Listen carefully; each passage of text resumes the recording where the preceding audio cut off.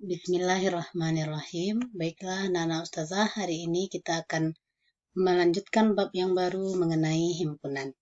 Adapun yang akan kita pelajari hari ini, konsep himpunan, anggota himpunan, cara menyatakan himpunan, himpunan berhingga, himpunan tak berhingga, dan himpunan kosong. Kita masuk yang pertama, konsep himpunan.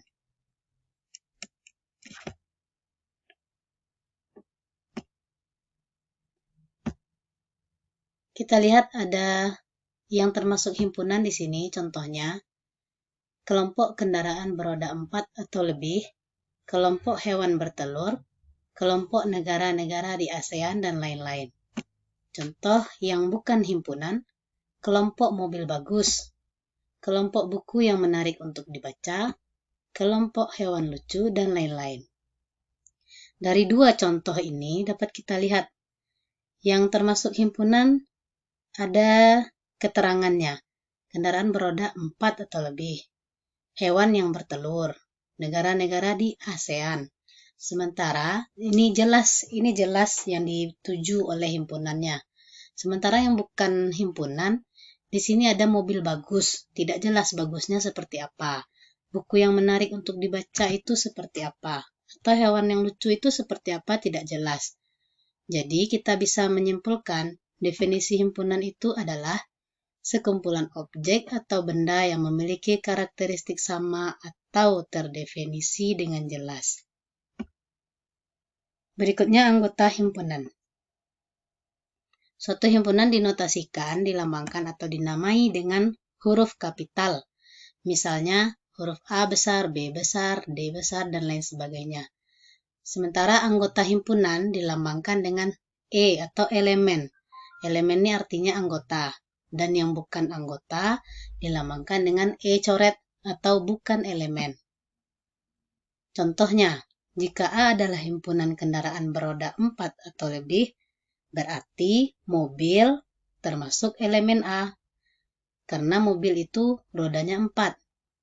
Truk elemen A, karena truk rodanya lebih dari 4.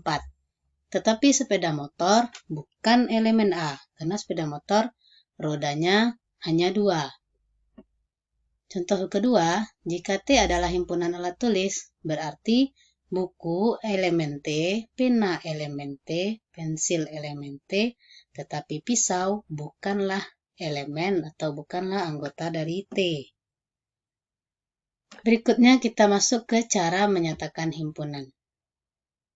Cara pertama, menyatakan dengan menyebutkan anggotanya, istilahnya enumerasi. Menyebutkan semua anggotanya yang dituliskan dalam kurung kurawal. Jika himpunan tersebut memiliki anggotanya yang banyak sekali, maka kita bisa dibantu dengan memberikan titik 3, yang artinya dan seterusnya. Contoh, misalnya himpunan A adalah 3, 5, 7. Nah, ini kita tuliskan anggotanya semua, 3, 5, 7. Kemudian dibatasi oleh kurung kurawal atau kurung cantik seperti ini. Contoh kedua, B adalah himpunan 1, 3, 5, 7, 9. Nah, ini dia yang titik 3 yang bacaannya adalah dan seterusnya, diakhiri oleh angka 99. Nah, ini membantu kita sehingga kita tidak perlu menuliskan bilangan semuanya. Yang C adalah himpunan, ini semua bilangan sebelum angka -3 sampai 1, 2, 3, 4, dan seterusnya. Berarti bilangannya masih banyak lagi setelah angka 4 ini. Cara yang kedua, menyatakan himpunan itu adalah dengan kata-kata. Menyatakan himpunan dengan kata-kata atau sifat keanggotaan himpunan sangat bermanfaat untuk himpunan yang anggotanya sangat banyak dan tidak beraturan. Karena kita akan mengalami kesulitan ketika harus menuliskan semua anggotanya satu persatu. Untuk menyatakan himpunan dengan kata-kata, kita harus memperhatikan kesamaan sifat yang dimiliki oleh setiap anggota himpunan. Contoh di sini, himpunan A. Ini adalah dengan mendaftar anggota, dituliskan Senin, Selasa, Sabtu. Sementara dengan kata-kata, kita bisa tuliskan A adalah himpunan nama hari dalam seminggu yang diawali huruf S. Nah, inilah dia yang dikatakan kesamaan sifat tadi, sama-sama diawali oleh huruf S. Contoh kedua, B adalah himpunan 23, 29, 31, 37, sampai 47. Nah, ini bisa kita lihat kesamaan sifatnya.